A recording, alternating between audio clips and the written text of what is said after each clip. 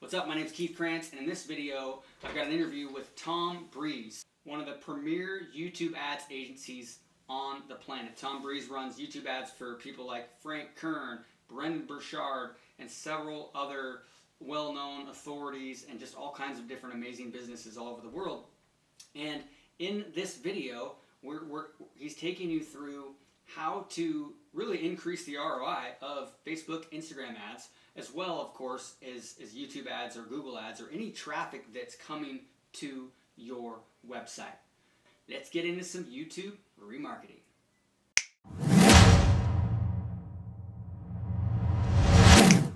This is like the funnel and the kind of, I want to give like the overall arching idea behind this. So you've got a Facebook video ad running on Facebook, obviously, and it's going to be pushing it through to a funnel. Now, you might not call it a funnel, you might call it whatever. It could be a customer product, journey. Could be an e-commerce product, physical product. Yeah, precisely. Anyway, yeah. Yep. In this case, I'm going to be kind of talking about kind of like a webinar type strategy. So it's just like, here's a example funnel, but I'll translate it to if you had an e-commerce product or whatever it might be as well. Okay. So for a webinar, you'd have an opt-in or registration page. Then if people sign up, they're going to go to a thank you page. And then you're going to have the content page, which will be the webinar. So it might be evergreen, or it might be something they have to wait and sign up for. Then if they watch that webinar, that you'll have an opportunity to go to a sales page. From the sales page, you'll go to the checkout page. And then from the checkout page, you'll go to the confirmation page. You've made a purchase. And there might be upsells and all that sort of stuff there. But at a pretty simple level, that's kind of the pages of the funnel. Now, of course, if it's e-commerce, you may not have the opt-in, and it might just go straight to the sales page, for example. But you may have advertorial type pages if you're doing e-commerce, where you kind of might showcase a result that someone gets from using your product and then says, oh, and here's a link to the product page here. So you might be using advertorial pages, which are kind of like a content page again.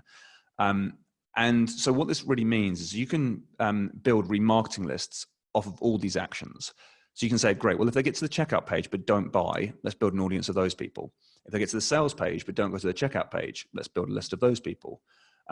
Maybe if they go to the webinar or an advertorial page, whatever kind of content page you might have, you can actually build several types of audiences here, because you could say, right, I want to, and this is a bit more of an advanced strategy, but you could say, let's say, for example, it's an advertorial and it's, I don't know, it's about a 2-minute read, let's say. Well, with what we're going to do, and I'll show you how to do this with Google Tag Manager. Once you set it up, you can have it so you fire off pixels or fire off remarketing lists based off people's engagement, because it's not always a good idea to then just target people and build audiences purely on people that hit the page, because some people might get on the page and then leave immediately, and that's not actually very good traffic at all. So you might say, right, we'll only fire this remarketing pixel once someone's spent 30 seconds or more on the page, or maybe a minute, or 2 minutes, or 5 minutes, or however much time you want. Or you can do it on scroll depth of the page as well. So if it's a long page, you might say, okay, great, well, let's see how far they'll go down the page, and don't fire it until they've read 75% of the page. So you can do kind of some clever stuff around this as well to make sure that you're actually getting engaged audiences. The idea here is basically you're just like, don't worry about like how to do this just yet. I like to do this and think, ideally, I would build these lists of people. And I'd say, I would love to get a list of all the people that get to the checkout page but don't buy. Okay, cool. Just write that down. That's the one you want. Don't kind of tax yourself with having to create 400 different remarketing lists. You can always build more later, but just go for a gut call and say, which milestones during this funnel that I've got are important to me. Now, if you are going straight to a sales page, straight from an ad, you're going to be somewhat limited to what sort of remarketing list you could build, because you're going to have visitors to that site maybe. But then you might want to say, right, well, if you're hosting a video on that page, and it could be like a YouTube video, or it could be a Wistia video, then based on those types of videos, you can actually build audiences if they decide to play the video. And that's quite good, because then you can say, right, they played the video, and then you can say they must watch more than a minute of that video as well. You can be really clever with the type of remarketing audiences you build. So it's good to kind of like read up on what type of engagement audiences you can build. But look at it from a first step to be like, two-step opt-in. Maybe yeah, create an event If they put their name and email in, but then that's it. Yeah, you can do loads of stuff. So you can say, right, well, if they go to my e-commerce store and they sign up for our newsletter or VIP list, or if you had something that was a bonus, then yeah, you can build lists to do whatever. Like it's what I want people to realize is that like with Google Tag Manager, and we'll talk about it more in a second, there's so many what we call triggers to say whatever action you want to track, you can do, and that's actually pretty simple to do it. So don't worry about how to do it just yet. Just be like, it's pretty much everything's possible, but just choose what would be right for your business to track. Like, what do you think is like, as a hypothesis to say, if I could track that, that'd be beautiful. Like, great. Okay, cool. We can do that. So it's trying not to be like, well, I don't know how to do it, and therefore I don't want to build the list. It's more a case of like, I would ideally love to build this list, and then later on working out how to track it, because it's not that difficult. Okay, just understand it. It's easy to do. Once you get in there, do it once, you're gonna be, well, this was simple, right? But then it's more, think about your situation. Don't think about like what everybody suggests and all these other things. Just think like, oh yeah, think about real life. If somebody shows up on your shopping cart, what do they usually do? Look at your analytics. If they leave after doing one thing, that's the thing that you do. You know, maybe it's add to cart. You know, it's going to be pretty obvious for your situation for the first kind of like trigger point. Maybe if you do that, something in between an opt-in or a sale. Okay, cool. All right. So yeah, so we can just choose to run YouTube remarketing ads to each one of these audiences. Now, because they already know who you are, and the fact that you're doing videos with Keith, and he's going to teach you how to do awesome videos and things. Again, like Keith just said a moment ago, it's like, choose your ideal audience, but then think, right, it's real life. Like, what would you actually like to say to those people? Now, you don't need to create amazing videos after you create that first great video that you're going to put together. You can just be like, right, they've got this to this stage in the funnel and they haven't taken the next step yet.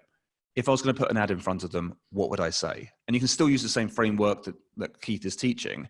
But just think like, right, this is the scenario now that they've just done this, or they haven't done this, and I want to get back in front of them to make sure I encourage them to take the next step.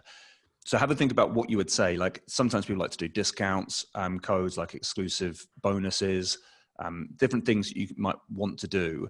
But just, it's your personality, it's your style. I try and think of like, imagine if they were like face to face with me, what would I say and how would I come across? And start to use that type of mentality with your ads once you know kind of who you're getting in front of, and that can help you just like create new ads.